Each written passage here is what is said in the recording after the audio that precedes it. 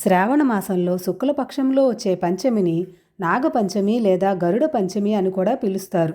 ఈరోజు తెల్లవారుజామునే లేచి తలారా స్నానం చేయాలి.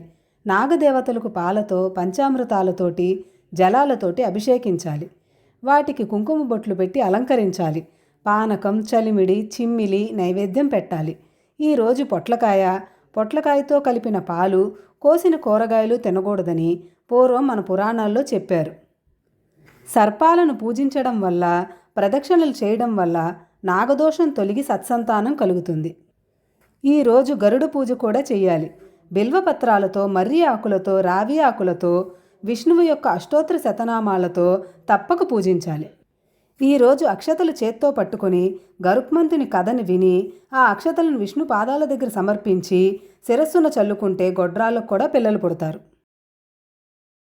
5 సంవత్సరాల లోపు ఉన్నటువంటి పిల్లలకి వాళ్ళు తినే ఆహారం ఏదైనా పెట్టి వాళ్ళని పూజించి వాళ్ళు కట్టుకునే బట్టలు ఇస్తే సత్సంతానం కలుగుతుంది.